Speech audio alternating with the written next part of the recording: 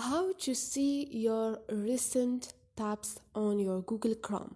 Hi guys, in this video I will show you how to see your recent tabs on Google Chrome.